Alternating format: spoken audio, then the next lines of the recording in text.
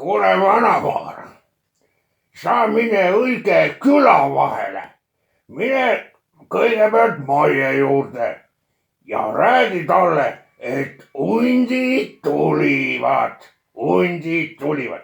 Siis mine Tiiu juurde ja räägi sama juttu, et hundid tulid. Siis vaata, kes veel ette jääb, räägi neile kõigile, et hundid tulid.